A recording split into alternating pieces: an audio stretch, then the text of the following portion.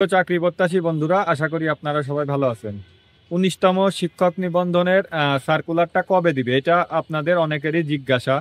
তো এই বিষয়ে আমাদের যে এনটিআরসি এর মহাসচিব চেয়ারম্যান স্যার, উনি অতিরিক্ত সচিব, ওনার নাম হচ্ছে মোহাম্মদ আমিনুল ইসলাম স্যার, একটি নিউজ পোর্টালকে বলেছেন যে নভেম্বর মাসে এনটিআরসি এর নতুন সার্কুলারটা আসতে যাচ্ছে। তাহলে আর এখন আমাদের যেহেতু আগস্ট মাসের আজকে 16 তারিখ, তাহলে আমরা আর বেশি দিন হাতে সময় নেই।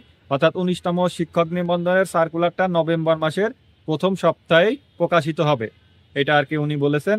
তো তাহলে আমাদের হাতে কিন্তু এখন বেশি সময় নেই। তো যারা যারা এনটিআরসি এতে স্কুল পর্যায়ে বা কলেজ পর্যায়ে আবেদন করবেন, তারা অবশ্যই প্রিপারেশন নিয়ে নেবেন, কারণ আবেদনের কিন্তু এবার কিন্তু আর আগের মতো নয়, পরীক্ষা পদ্ধতিতে অনেক কিছু পরিবর্তন হবে।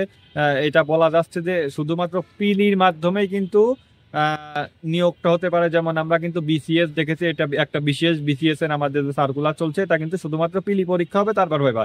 তো এনটিআরসিও কিন্তু এই নিয়মটা করতে পারে, আমি বলতেছি না যে এইটাই হবে, বাট এই নিয়মটা এনটিআরসিও করতে পারে যে শুধুমাত্র একটা পিলি হবে, তারপরে ভাইবা, তারপরে চূড়ান্তভাবে আপনারা নিয়োগ এনটিআরসি এর যে সনদ ওইটা পাবেন।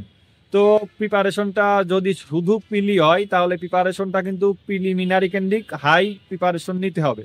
তো এই জন্য আপনাদের পড়াশোনাটা এবং আমাদের যাদের আমরা যারা আবেদন করব, আমি নিজেও আবেদন করব, আমাদের অবশ্যই এখন থেকে পুরোদমে প্রস্তুতিটা গ্রহণ করতে হবে, কারণ যেহেতু নভেম্বর মাসে সার্কুলারটা আসবে। আমি আবারও বলছি, নভেম্বর মাসের প্রথম সপ্তাহে আপনারা সার্কুলারটা পেয়ে যাবেন। অতএব আপনারা পড়াশোনাটা করেন, কারণ সার্কুলার নিয়ে তো এর ভেতর কিন্তু আবার প্রাইমারি সার্কুলারটা আসবে। এই এই অক্টোবর বা নভেম্বর মাসে প্রাইমারি সার্কুলারটা আপনারা পেয়ে যাবেন। এই বিষয়ে আর একটি ভিডিও বানাবো। তো এই ছিল চাকরি সম্পর্কিত সকল তথ্য পেতে আমার চ্যানেলটি সাবস্ক্রাইব করে রাখতে পারেন। ভিডিওটি ভালো লাগলে একটি লাইক দিবেন। ধন্যবাদ সবাইকে।